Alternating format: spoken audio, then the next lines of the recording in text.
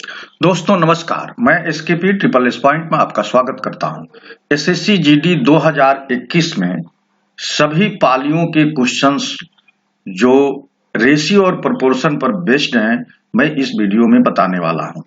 इस वीडियो में मैंने जानबूझ करके रेशियो और प्रोपोर्शन का ही क्वेश्चन क्यों लिया है, इसके पीछे कारण ये है कि आप किसी एक वर्ष की परीक्षा में सभी पालियों में रेशियो और प्रोपोर्शन पर जो क्वेश्चन पूछे जाते हैं उनका ट्रेंड क्या है, वो किस टाइप के क्वेश्चन पूछे जाते हैं, वो सारे क्वेश्चन एक साथ आप देख सके और आपका कॉन्सेप्ट बिल्कुल क्रिस्टल क्लियर हो सके, बिल्कुल साफ साफ हो सके। तो इस वीडियो में कुल 17 क्वेश्चन लिए हैं और 17वां क्वेश्चन इस वीडियो का सबसे टॉप का क्वेश्चन है, तो उसे देखना न भूलें। इसलिए वीडियो को शुरू से अंत तक जरूर देखिए और हर क्वेश्चन पर क्वेश्चन की वैरायटी जो रेशियो और प्रोपोर्शन पे है वो बिल्कुल अलग अलग है। उन क्वेश्चन को कैसे एग्जाम में टैकल करते हैं, कैसे कम समय में सॉल्व करते हैं, ये सारी बातें इस वीडियो में बताई जाएंगी, तो आप वीडियो को शुरू से अंत तक जरूर देखिए। आइए क्वेश्चन नंबर 17 मैं आपको दिखाता हूं और आप वीडियो के अंत तक बने रहिए ताकि उस क्वेश्चन का ट्रिक और मेथड जान कर जाइएगा। तो दोस्तों ये वीडियो का सबसे टॉप का क्वेश्चन है, क्वेश्चन नंबर 17। इसमें आप देख रहे हैं कि यदि a plus B minus C संबंधे b plus C minus A संबंधे a plus C minus B बराबर 4 संबंधे 5 संबंधे 9 है, तो a माइनस बी संबंधे c माइनस बी संबंधे c माइनस a का मान क्या होगा। बहुत ही टॉप का क्वेश्चन है, लेकिन इसके पहले बहुत सी बातें हैं जो हमको जाननी है, तो वो अन्य क्वेश्चंस में हम बताएंगे और आपको समझ में भी आएगा। तो इस क्वेश्चन को देखने के लिए अंत तक बने रहिए। चलिए मैं क्वेश्चन नंबर 1 से बात अपनी शुरू करता हूं।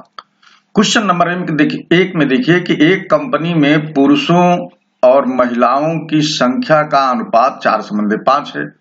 यदि पुरुषों और महिलाओं की संख्या में 16% और 15% की वृद्धि होती है, तो पुरुषों और महिलाओं का नया अनुपात क्या होगा। तो देखिए यहाँ पर पुरुष लिख लेंगे और यहाँ पर महिला लिख लेंगे। तो शुरुआत में इनका जो रेशियो है वो 5:4 है। अब इनमें वृद्धि होती है 16% और 15% की इनकी संख्या में, तो ये संख्या पहले थी, बाद में वृद्धि के बाद इनकी संख्या क्या होगी ये हम लोगों को जानना है। और कैसे देखेंगे, देखिए प्रतिशत को ठीक से थोड़ा जानने के लिए या बहुत इजी करने के लिए अगर 5:4 में हम 100 का गुणा कर दें तो ये काम बहुत आसान सा हो जाएगा। तो देखिए अब ये 500 हो जाएगा और ये 400 हो जाएगा। अब आपके दिमाग में ये क्वेश्चन आ रहा होगा कि क्यों 100 से गुणा करते हैं। अरे भाई, किसी भी रेशियो में आप किसी भी संख्या से गुणा या भाग कर सकते हैं, पहली बात तो ये जान लीजिए। दूसरी 100 से इसलिए गुणा कर रहे हैं कि जो ये वृद्धि हो रही है वो वृद्धि आसानी से आपको दिख सके। अब देखिए यहाँ पुरुष की जनसंख्या में 16% की वृद्धि है, 16% की, तो 100 में 16 बढ़ रहा है तो 500 में 80 बढ़ेगा। तो अब नई वृद्धि के बाद इसकी वैल्यू हो जाएगी 580। इसी तरह से देखिए 400 में यानी लड़कियों महिलाओं की संख्या में 15% की वृद्धि हो रही है, यानी 100 में 15 बढ़ रहा है तो 400 में 60 बढ़ेगा।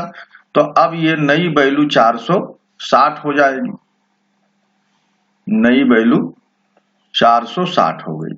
अब क्या करना है, अब इसे हम लोग रेशियो में तब्दील करने के लिए काट देंगे, तो 0 से 0 कट गया, ये 2 से कट जाएगा तो 29 दूनी 58 और 23 दूनी 46, तो ये 29 संबंधे 23 इसका आंसर आ गया।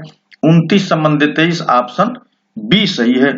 तो इस तरह के क्वेश्चन को जब भी इस तरह से दिया हो, वृद्धि प्रतिशत में ऐसे दी हो, तो आप इसे 100 से गुणा करने के लिए थोड़ा इजी बना लीजिए। आप चाहते तो 5 का 16% 116% निकाल सकते थे, 4 का 115% निकालते, तब भी उत्तर में कोई फर्क नहीं पड़ता। लेकिन इस तरह से क्वेश्चन थोड़ा आसान हो जाता है और आपको बहुत गुणा भाग और काफी लेंदी कैलकुलेशन से नहीं गुजरना पड़ता है। तो आई होप कि ये ट्रिक आपको अच्छा लगा होगा। चलिए नेक्स्ट क्वेश्चन करते हैं। क्वेश्चन नंबर 2 में दिया है कि 15, 9 और 5 में प्रत्येक संख्या में कौन सी संख्या जोड़ी जाए कि परिणामी संख्या निरंतर समानुपात में रहे। देखिए यहाँ पर 3 संख्याएं दी हैं और पूछ रहा है कि ये बताइए कि ये निरंतर समानुपात में हो, यानी सतत समानुपात भी इसको बोलते हैं या कंटिन्यूड प्रोपोर्शन भी बोलते हैं। तो यहाँ पर देखिए a संबंधी b और b संबंधी c जब रहता है तो इसे कॉन्टिन्यूट प्रोपोर्शन बोलते हैं। देखिए a बाई बी और b बाई सी ये चीज होनी चाहिए, a बाई बी बराबर b बाई सी।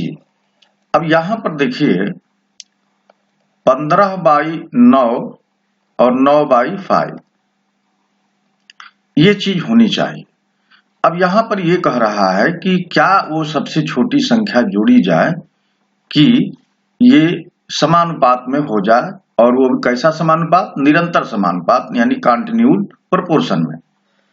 तो इस चीज को जानने के लिए देखिए ये कट जाएगा और 5 से 15 कट गया 3 बार में, तो ये 3 बार यानी 3 इसमें जोड़ने पर आपका काम बनेगा। अब देखिए 15 में 3 जोड़ेंगे तो 18 हो गया, 9 में 3 जोड़ेंगे तो 12 हो गया, और यहाँ 9 में 3 12 और 5 में 3 जोड़ेंगे तो 8 हो गया।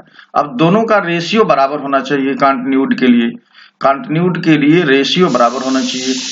तो अब देखिए यहाँ पर 6 3 18, 6 दूनी 12, 3/2, और ये भी देखिए 4 3 12, 4 दूना 8, 3/2 ये बराबर हो गया।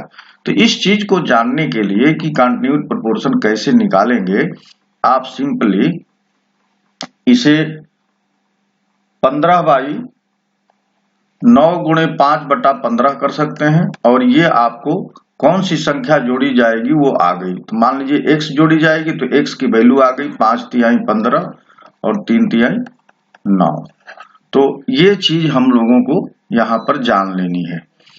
और यहाँ अगर जनरल रूप में देखेंगे, अगर 3 संख्याएं a b c दिया है तो b गुणे c बटा a वो सबसे प्रत्येक संख्या में जोड़ी जाने वाली संख्या की वैल्यू आ गई, और यहाँ पर आंसर हमारा 3 आ गया, तो इसे 3 ऑप्शन डी सही है। तो कोई भी अगर 3 संख्याएं अगर निरंतर समानुपात में होंगी तो उसमें प्रत्येक में कौन सी वो संख्या जोड़ी जाए कि ये निरंतर समानुपात में हो जाए, तो b गुणे c अपान a होगा, या दोनों के समानुपात बराबर हो जाते हैं, यानी a बाई बी बराबर b बाई सी हो जाना चाहिए। जब ये हो जाएगा तो वो निरंतर समानुपात में होंगी। यही चीज यहाँ पर देख ली गई है। क्वेश्चन नंबर 3 देखिए कि दो संख्याएं x और y ऐसी हैं कि x के 3% y के 2% का योग x के 2% और y के 6% के योग का 2/3 है। तो x के 3 गुना से 2 गुना y का अनुपात कितना होगा? तो देखिए x का 3% यानी 3% of x plus 2% of y ये बराबर है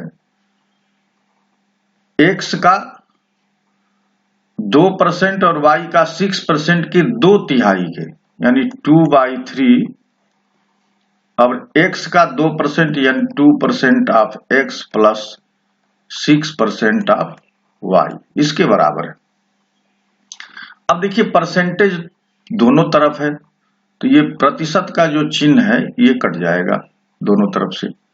अब ये 3 का इधर गुणा करेंगे क्रॉस मल्टीप्लाई, तो यहां पर देखिए ये 9x प्लस 6y आ गया, और ये 2 का अंदर होगा तो ये 4x प्लस 12y आ गया। अब x को एक तरफ और y को एक तरफ कर लेंगे, तो जब 4x को बाएं तरफ लाएंगे और 9x पहले से है तो 5x बच गया, और 6y को जब दाहिने तरफ ले जाएंगे और 12y पहले से तो ये माइनस चिन्ह हो जाएगा, तो 6y बचेगा। अब यहां से x संबंधी y हमको पता चल गया 6 संबंधी 5, 6 संबंधी 5 पता चल गया, x संबंधी y बराबर 6 संबंधी 5। अब हमको जो डिजायर है, जो ज्ञात करना है वो आते हैं x का 3 गुना यानी 3x का रेशियो लेना है y के 2 गुने से यानी 2y से, ये रेशियो आपको निकालना है। तो यहाँ पर देखिए 3 और x की वैल्यू यहाँ पर आ जाएगी 6, और ये 2 है और y की वैल्यू आ गई है 5। अब दोनों में कॉमन है तो 2 तिहाई 6 और ये 2 कट गया एक बार में, तो इधर 9 बचा और इधर 5 बचा, तो 9 संबंधी 5 इसका आंसर हो गया, और ऑप्शन सी सही है। तो जो बात यहाँ कही जा रही है उसमें देखिए ये एक ट्रिक यहाँ पर यूज करनी थी, तभी ये क्वेश्चन आएगा। आप इसे इस रूप में बदल लेंगे यानी रेशियो के फॉर्म में, तब ये क्वेश्चन आपको इजीली यहाँ सॉल्व हो जाएगा। आइए क्वेश्चन नंबर 4 की बात करते हैं।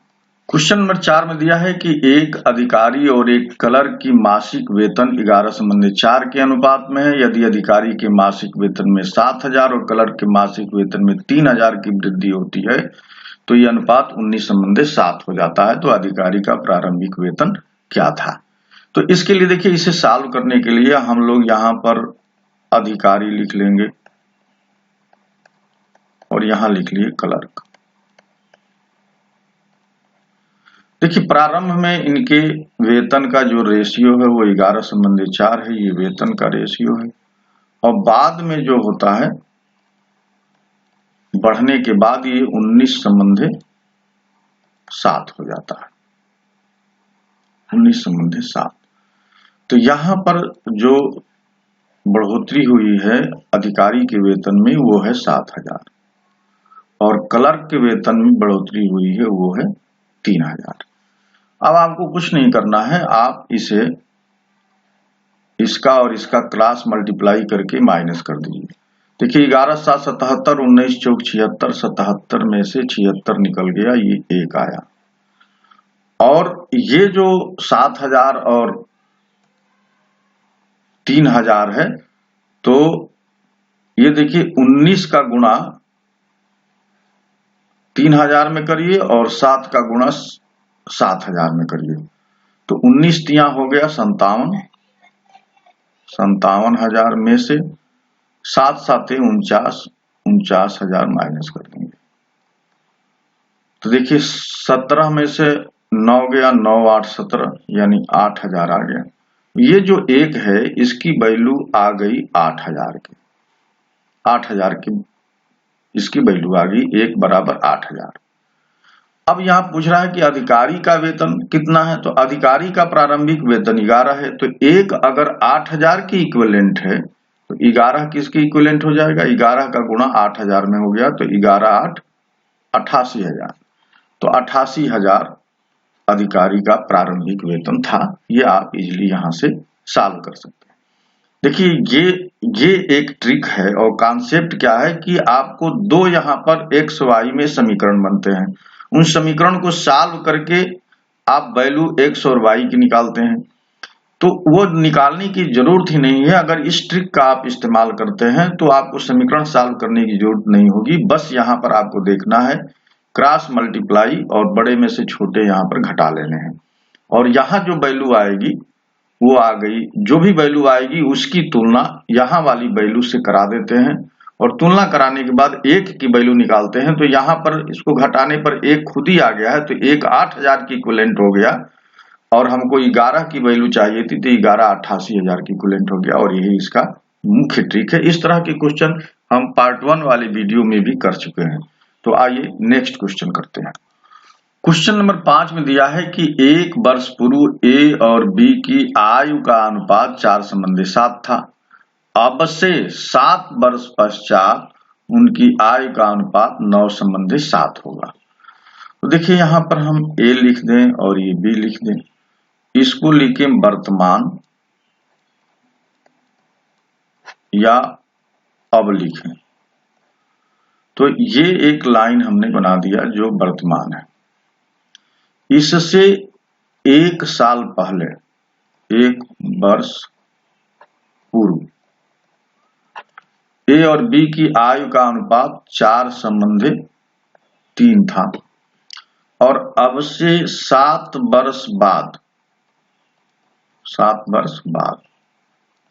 इनकी आयु का जो अनुपात है वो 9:7 है।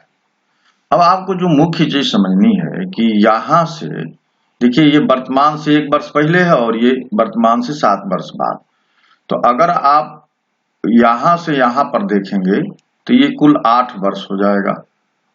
भाई 1 वर्ष पीछे जाइए और 7 वर्ष आगे जाइए तो कुल 8 वर्ष में इनकी उम्र जो है 9:7 हो गया इनकी उम्र का अनुपात। अब देखिए उम्र अनुपात में तो यहाँ जो बढ़ोतरी है वो सेम होनी चाहिए। जैसे 4 में से 9 निकालेंगे तो 5 आ रहा है और 3 में से 7 निकालेंगे या 7 में से 3 निकालेंगे तो 4 आ रहा है। तो ये बढ़ोतरी सेम नहीं है, इन दोनों का जो डिफरेंस है वो सेम नहीं है, यानी एक समान नहीं है। तो इस डिफरेंस को एक समान बनाने के लिए क्या करेंगे कि इन दोनों का 9 और 7 का अंतर ले लेंगे, वो होता है 2, और 4 और 3 का अंतर ले लेंगे, वो होता है 1। तो 1 का गुणा 9 और 7 के साथ करते हैं और 2 का गुणा 4 और 3 के साथ करते हैं। तो अब जो नया ये सिचुएशन बनेगी ए और बी के साथ, वो देखिए वो क्या हो जाएगी। 2 का गुणा 4 में करेंगे तो ये हो गया 8, 2 का गुणा 3 में किए तो ये हो गया 6, और 1 का गुणा 9 में हुआ तो ये 9 ही रहा, और 1 का गुणा 7 में रहा तो ये 7 ही रहा। अब आप डिफरेंस देखिए, डिफरेंस यहाँ भी 1 है और डिफरेंस यहाँ भी 1 है, तो अब डिफरेंस दोनों का बराबर हो गया। ये जो डिफरेंस 1 आ रहा है यही हमारे इस 8 के बराबर है, क्योंकि 8 वर्ष बाद ये सिचुएशन आई, तो 1 इक्वलेंट हो गया है 8 के। और पूछ रहा है कि बी की वर्तमान आयु क्या है, तो बी का 1 वर्ष पहले की उम्र है 6, तो 6 हो जाएगा 6 गुणे 8 बराबर 48 वर्ष। तो ये वर्तमान से 1 वर्ष पहले की उम्र है, तो बी की वर्तमान उम्र क्या हो जाएगी, बी की वर्तमान उम्र, तो देखिए 1 वर्ष पहले उसकी उम्र 48 है, तो वर्तमान उम्र यानी 48 में 1 जोड़ देंगे तो ये हो जाएगा 49 वर्ष। तो बी की वर्तमान उम्र आ गई 49 साल, और ये ऑप्शन ए सही है। आइए नेक्स्ट क्वेश्चन करते हैं। क्वेश्चन 6 में देखिए कि 2 धनात्मक संख्या 7 संबंधी 4 के अनुपात में है। यदि उनके वर्गों के बीच का अंतर 297 है तो दोनों संख्याओं का योगफल ज्ञात कीजिए। तो मान लीजिए कि वो संख्या n1 और n2 है, 2 संख्याएं हैं जो 7 संबंधी 4 के अनुपात में है। इनके वर्गों के बीच का अंतर, तो इनका वर्ग कर लेंगे तो ये 49 हो गया, ये 16 हो गया। इन दोनों का जो अंतर है वो आ गया 33, और ये 33 इक्विवेलेंट हो गया 297 के। तो एक स्क्वायर यहां से आएगा, क्योंकि ये स्क्वायर है ये भी स्क्वायर है, तो इसमें से घटा रहे हैं तो स्क्वायर में चीजें आएंगी यानी वर्ग में आएंगी। तो ये 1 स्क्वायर बराबर आ गया यहाँ पर 9, तो 1 बराबर आ गया 3, तो 1 की वैल्यू 3 हो गई, और इनका योगफल चाहिए तो 7 और 4 मिलकर 11 हो गया।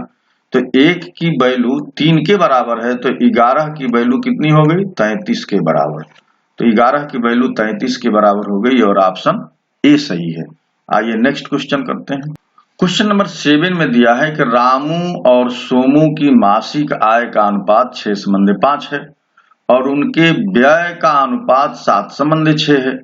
महीने के अंत में रामू और सोमू क्रमशः 1500 रुपया और 1000 रुपया बचाते हैं, तो रामू की मासिक आय कितनी है। तो देखिए ये हम लोग रामू लिख लेंगे और यहाँ सोमू लिख लेंगे। तो इनका जो वेतन है, आय है, वो उसका रेशियो 6:5 यानी 6:5 दिया है, और इनका जो खर्च है यानी व्यय जो है वो है 7:6, और इनका जो बचत है तो रामू बचाता है 1500 रुपया और सामू बचाता है 1000। अब देखिए ये 2 तरह के समीकरण बनेंगे, इस समीकरण को सॉल्व करने का ही ये ट्रिक है। तो इनको क्रॉस मल्टीप्लाई करेंगे और जो बड़ा होगा उसमें से घटा देंगे। तो देखिए 6 6 36, 7 5 35 यानी 36 में से 35 निकाल दिए, ये आ गया 1। अब यहाँ पर इनके बीच में करेंगे 15 6 90 और 10 7 1000 में 7 का गुणा करेंगे यहाँ पर, तो 15 6 90 ये हो गया 9000 और ये हो गया 7000। तो ये घटाएंगे तो ये आ गया 2000। ये जो 2000 है ये 1 के इक्विवेलेंट हो गया, तो 1 ही 2000 की इक्विवेलेंट हो गया। तो पूछ रहा रामू की मासिक आय कितनी थी, तो रामू ये है 6 है, तो देखिए 1 इक्विवेलेंट हो गया 2000 के, तो 6 कितने की इक्विवेलेंट हो जाएगा, 12000 की। तो रामू की जो आय हो जाएगी वो हो गई 12000 रुपये, और यही इसका सही उत्तर है। क्वेश्चन नंबर 8 में देखिए कि यदि x संबंधी y बराबर 5 संबंधी 2 हो तो 8x माइनस 9y संबंधी 14x माइनस 13y का मान क्या होगा। देखिए यहाँ पर ये देखते हैं कि x संबंधी y की वैल्यू 5 संबंधी 2 के रूप में लिखी हुई है।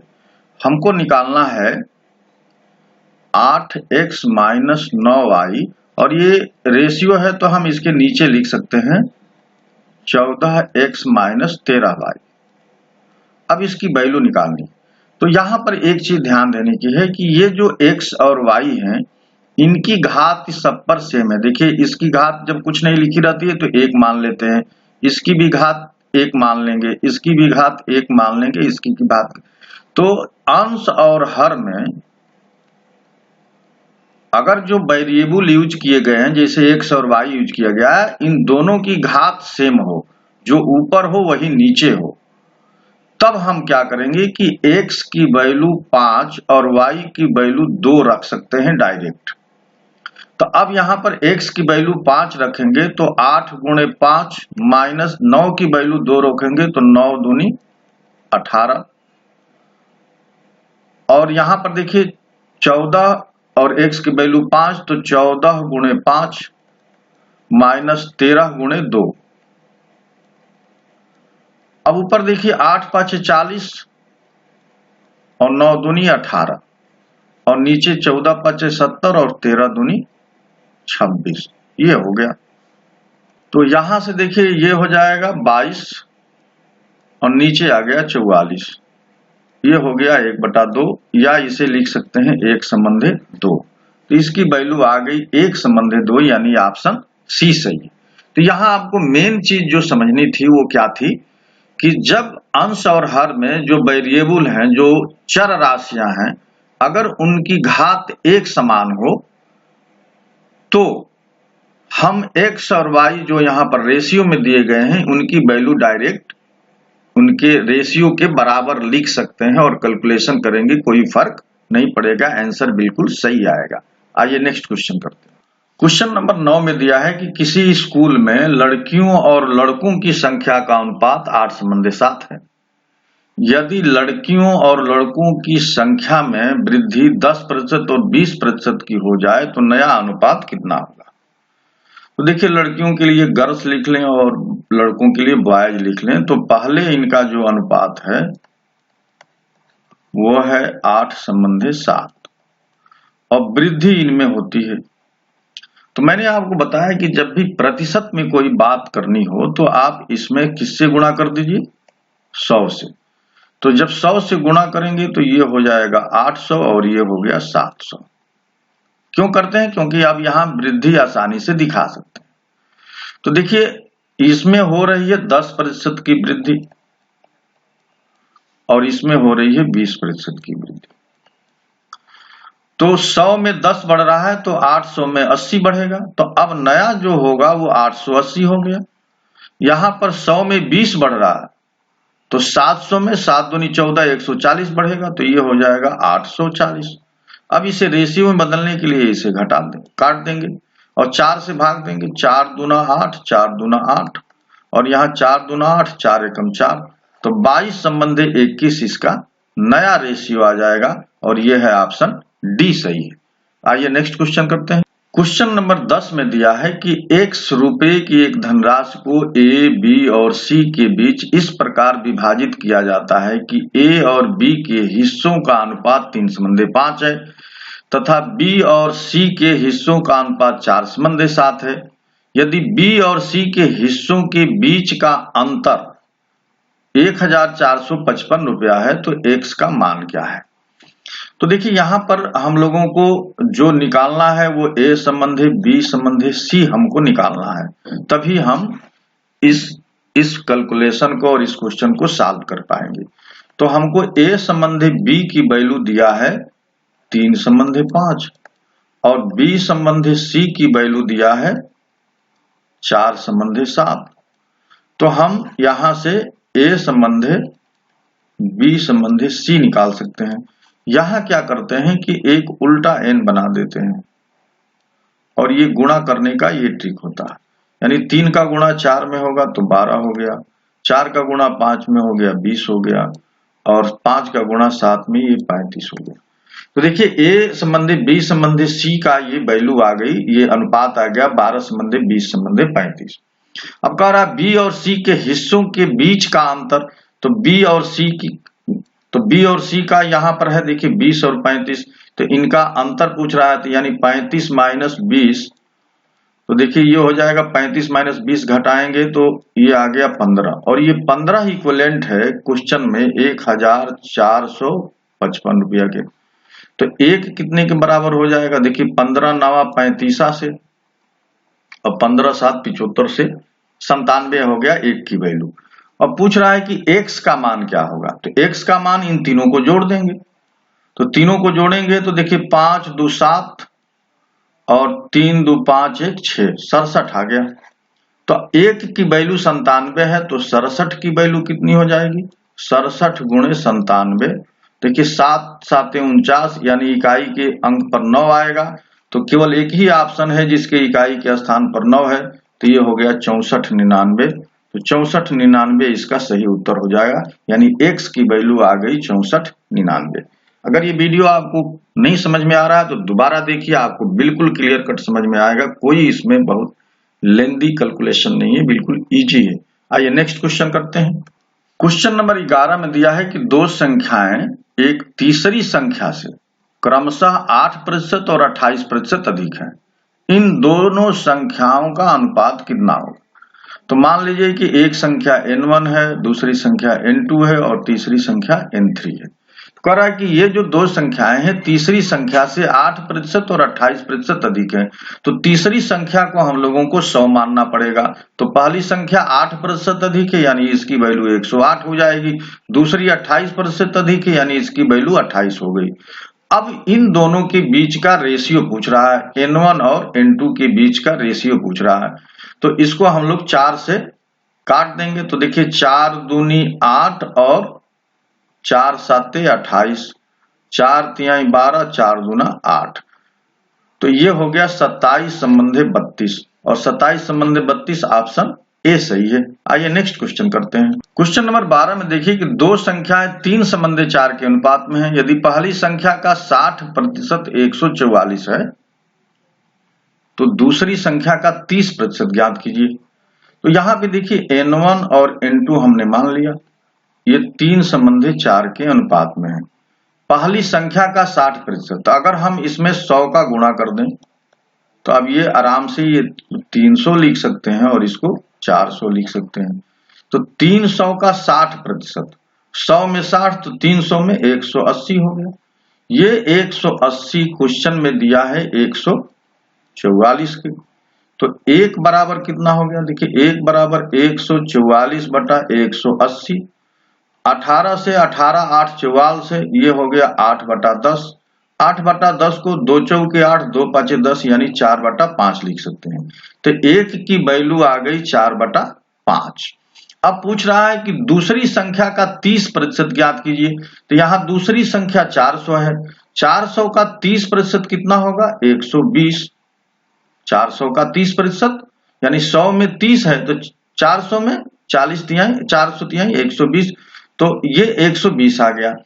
तो देखिए यहां पर एक की वैल्यू 4 बटा 5 है, तो 120 कितनी हो जाएगी, एक की वैल्यू 4 बटा 5 है, तो 120 की वैल्यू कितनी हो जाएगी 120 गुणे 4 बटा 5, और ये 24 पाँचे 120 और 24 चौके 96, तो ये आ गया 96, तो इसका आंसर आ गया 96।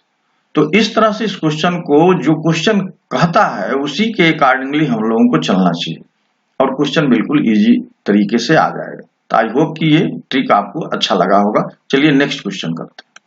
क्वेश्चन नंबर 13 में देखिए कि a बाई बी बराबर संबंधित 7 बटा 5 और 5a और 4b, 5a प्लस 4b और 5a माइनस 4b ये अपान है, इसका मान निकालना है। तो मैंने आपसे कहा था कि a संबंधी b अगर दिया है 7 संबंधी 5 के, तो यहाँ पर अंश और हर का वो देखते हैं, घात देखते हैं, तो 5a प्लस 4b अपान 5a माइनस 4b, तो यहाँ भी देखिए a और b, यहाँ जो वेरिएबल है इनकी घात सेम है अंश में भी और हर में भी। जब सेम है तो हम a की वैल्यू 7 और b की वैल्यू 5 रख सकते हैं। तो a की जगह पर 7 लिखेंगे यानी 5 गुणे 7, और b की जगह पर 5 लिखेंगे यानी 4 गुणे 5, 4 गुणे 5। अब नीचे देखिए 5 गुणे 7 नीचे भी है और यहाँ -4 गुणे 5। अब देखिए 35 और 4 × 20 तो ये हो गया 55, और नीचे देखिए 35 में से 20 निकल गया 15 बचा। अब ये 5 से कटेगा, 11 × 5 = 55 और 5 × 3 = 15 यानी 11/3 आ गया, और ये ऑप्शन डी सही है। तो 11/3 इसका आंसर हो जाएगा। आइए नेक्स्ट क्वेश्चन करते हैं। क्वेश्चन नंबर 14 में एक मिश्रण में अल्कोहल और जल का अनुपात 3:4 है। इसमें 8 लीटर पानी मिलाने पर अल्कोहल और जल का अनुपात 5:8 हो जाता है। तो मिश्रण की मूल मात्रा लीटर में कितनी है? तो देखिए इसमें अल्कोहल और पानी की बात कर रहा है, अल्कोहल और पानी। तो पहले जो है अल्कोहल और पानी का पहले का जो अनुपात है वो 3:4 है, और बाद में 8 लीटर पानी मिलाने के बाद में ये जो रेशियो है वो 5:8 हो जाता है। बाद में कब हो जाता है? जब 8 लीटर पानी मिला देते हैं। तो इस पूरे क्वेश्चन में एक चीज आप देखिए कि अल्कोहल की मात्रा नहीं बदल रही है। अल्कोहल जो पहले रहेगा वही बाद में भी रहेगा, लेकिन यहाँ रेशियो उसका डिफरेंट है।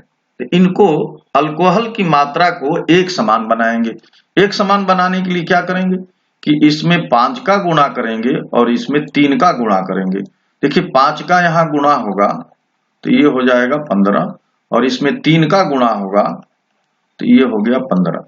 तो अब अल्कोहल की मात्रा दोनों में पहले और बाद में सेम हो गई। अब यहाँ 5 का गुणा करेंगे तो ये हो गया 20, और यहाँ 3 का गुणा करेंगे तो ये हो गया 24। यानी पहले जो पानी है, पहले पानी 20 था, अब पानी 24 हो गया। तो पानी में कितने की वृद्धि हुई? पहले देखिए 20 से 24 हुआ है, तो इसमें वृद्धि कितनी की हुई? 4 की। और क्वेश्चन में यही 4 किसके इक्विवेलेंट है? 8 के। तो 1 किसके इक्विवेलेंट हो जाएगा? 2 के। अब पूछ रहा है कि शुरुआत में जो मूल मिश्रण है, तो शुरुआत में मिश्रण 15 है और 20 है, क्योंकि हम लोग अब बदल लिए थे। तो 15 और 20 35 हो गया। तो 35 कितने के बराबर? 1 2 के बराबर। तो 35 गुणे 2 यानी 70 लीटर के बराबर हो गया। तो प्रारंभ में जो मात्रा है मिश्रण की वो आ गई 70 लीटर। तो इसमें इस तरह के क्वेश्चन में जिसकी मात्रा नहीं बदलती है उसे बराबर कर देते हैं और फिर कैलकुलेशन कर लेते हैं। तो आइए नेक्स्ट क्वेश्चन करते हैं। क्वेश्चन नंबर 15 में देखिए कि यदि A का 10% B है तो B का 20% कितना होगा? यहां पर दिया है A का 10% B के बराबर है, तो 20 का B% निकालना है। तो हम 20 गुणे और B की वैल्यू लिख देंगे A गुणे 10%, और ये B का 20%, ये A गुणे 10%, और फिर इसका ये प्रतिशत लिखा हुआ है, यहां पर ये प्रतिशत का चिन्ह बना हुआ है। तो B का 20 का 20%, तो B की वैल्यू यहां से लिख दिए A गुणे 10%, और इसका प्रतिशत लिख दिए, यानी 20 गुणे A गुणे 10/100, और इसका प्रतिशत है। तो ये जो पूरी चीज है इसका प्रतिशत यानी 1/100 हो गया। ये जो प्रतिशत का चिन्ह होता है उसके बदले में 1/100 लिखते हैं, यानी प्रतिशत का जो चिन्ह होता है वो 1/100 के बराबर होता है। तो अब यहां पर देखिए ये ऊपर से 2 जीरो काट देंगे तो ये खत्म हो गया। अब बच गया A गुणे 2/100। अब देखिए इसको लिख सकते हैं A गुणे 2 और ये 1/100, और इसको हम लोग प्रतिशत में लिखते हैं तो क्या हो गया? A का 2%, क्योंकि इस चिन्ह को प्रतिशत से रिप्लेस कर देते हैं। तो a का 2% इसका आंसर हो गया, तो ये ऑप्शन सी सही हो गया। यदि a का 10% बराबर b है तो 20 का 20% कितना आ गया, a का 2% के बराबर आ जाएगा। आइए नेक्स्ट क्वेश्चन करते हैं। क्वेश्चन नंबर 16 में देखिए कि यदि x संबंधे 2i बराबर 4:9 और 2 संबंधे x बराबर 3 संबंधे 4 हो तो y का मान बताइए। यानी x/2i बराबर लिख सकते हैं 4/9 और 2 को हम इधर ले आ लेंगे तो x/y बराबर 8/9 लिख लिए। इसका अर्थ हुआ है कि x संबंधे y बराबर 8 संबंधे 9 हो गया। अब दूसरी तरफ देखिए 2/x बराबर 3/4, तो अब हम लोग x की वैल्यू निकालेंगे तो ये आ गया 8/3। अब यहां से y की वैल्यू निकालना है तो x/y मालूम है, x/y बराबर 8/9 दिया है तो x की जगह पर 8/3 लिख देंगे तो 8/3y बराबर 8/9। ये 8 से 8 कट गया और 3 से ये 9 3 बार में कट गया तो y बराबर आ गया 3 और यही आपको निकालना था, y की वैल्यू आ गई 3। आइए नेक्स्ट क्वेश्चन और इस वीडियो का सबसे टॉप क्वेश्चन करते हैं, क्वेश्चन नंबर 17।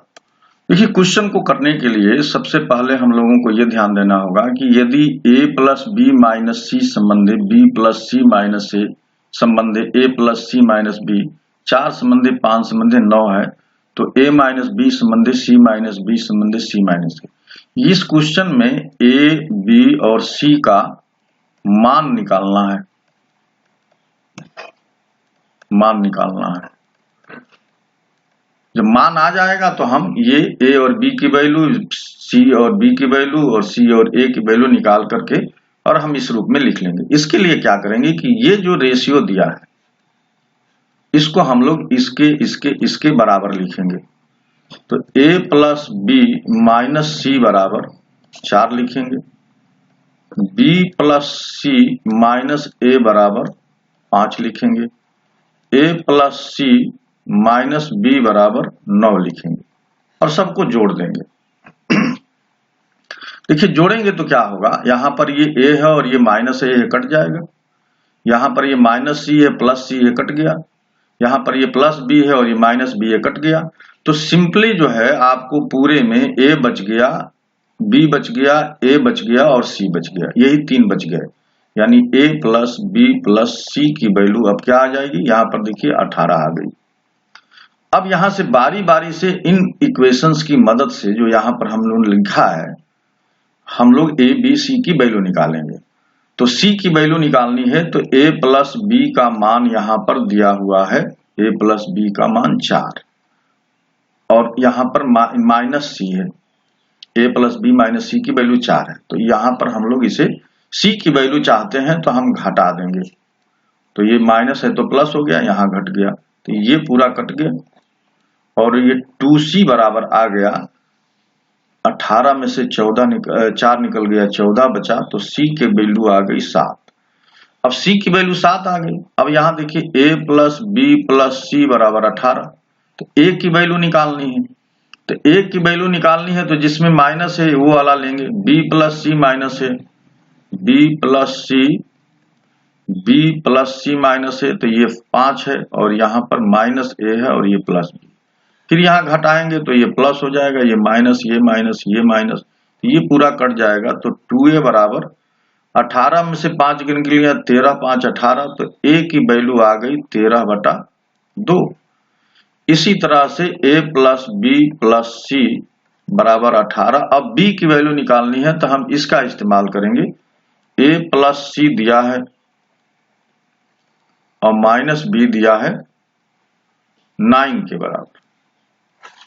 अब देखिए हमको घटाना है, इसकी वैल्यू निकालनी है तो ये a कट गया, c कट गया तो 2b बराबर आ गया 9, तो b बराबर आ गया 9/2। तो b की वैल्यू आ गई 9/2। तो यहां पर देखिए किसकी वैल्यू निकाल लिए, हम c की वैल्यू निकाल लिए, a की वैल्यू निकाल लिए और b की वैल्यू निकाल लिए। अब क्या करना है कि जो पूछ रहा है उसमें हमको मान रखना है। तो पूछ रहा है a माइनस b का संबंध ये है सी माइनस बी संबंध है। यहां पर देखिए सी माइनस ए, देखिए a माइनस बी, ए की वैल्यू आई है 13/2, तो 13/2 माइनस बी की वैल्यू आई है 9/2, 9/2 लिख लेंगे। संबंध है C की वैल्यू है 7, B की वैल्यू है 9/2, तो 7 माइनस 9/2। C की वैल्यू है 7 और A की वैल्यू है 13/2, ये लिख लिए। अब देखिए 2 से हम गुणा कर देंगे, 2 से गुणा कर देंगे हर जगह। क्यों कर देंगे? क्योंकि ये नीचे जो 2 है ये कट जाए, तो यहां करेंगे तो कट गया, तो 13 में से 9 गया, 5 बचा। 13 में से 9 गया, 4 बचा, 9 4 13, 13 में से 9 गया, बचा 4।